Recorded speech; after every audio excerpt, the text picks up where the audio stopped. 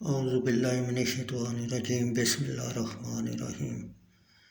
بخاری شریف جلد دوم باب 473 غزوہ بدر کے قصہ کے بیان میں اللہ تعالیٰ عز و جل کا ارشاد گرامی، اور بے شک اللہ نے بدر میں تمہاری مدد کی جب تم بالکل بے سر و سامان تھے، تو اللہ سے ڈرو کہیں تم شکر گزار ہو۔ جب اے محبوب تم مسلمانوں سے فرماتے تھے کیا تمہیں یہ کافی نہیں کہ تمہارا رب تمہاری مدد کرے، 3000 فرشتہ اتار کر؟ ہاں کیوں نہیں، اگر تم صبر تقوی کرو اور کافر ایک دم تم پر آ پڑیں تو تمہارا رب تمہاری مدد کو 5000 فرشتے نشان والے بھیجے گا، اور یہ فتح اللہ نے نہ کی مگر تمہاری خوشی کے لیے، اور اسی لیے کہ اس سے تمہارے دلوں کو چین ملے، اور مدد نہیں مگر اللہ غالب حکمت والے کے پاس، اس لیے کہ کافروں کا ایک حصہ کاٹ دیا یا انہیں ذلیل کرے کہ نامراد پھر جائیں۔ سورہ نام آیت 123 تا 127۔ وحشی بن حرب نے کہا، حضرت حمزہ بن عبد المطلب نے بدر کے دن تیمیہ بن عدی بن خیار کو قتل کیا،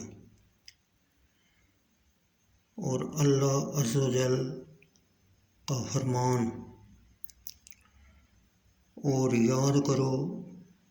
جب اللہ تعالیٰ نے تمہیں وعدہ دیا تھا کہ ان دونوں گروہوں میں ایک تمہارے لیے ہے، اور تم یہ چاہتے تھے کہ تمہیں وہ ملے جس میں کانٹے کا کھٹکا نہیں، کوئی نقصان نہ ہو، اور اللہ یہ چاہتا تھا کہ اپنے کلام سے سچ کو سچ کر دکھائے اور کافروں کی جڑیں کاٹ دے۔ سورہ نفال آیت نمبر 7۔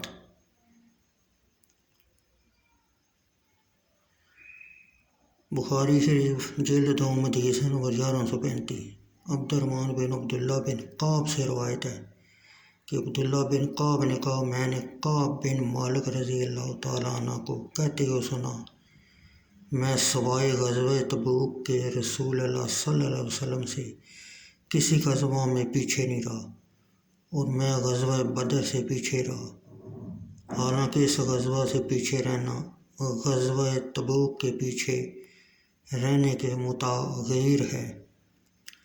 اور جو غزوہ بدر سے پیچھے رہ گئے تھے ان پر عتاب نہیں کیا گیا، کیونکہ رسول اللہ صلی اللہ علیہ وسلم کفار قریش کے قافلہ کا ارادہ کرتے ہوئے نکلے تھے، مگر اللہ تعالیٰ نے مسلمان اور ان کے دشمنوں کے درمیان قبل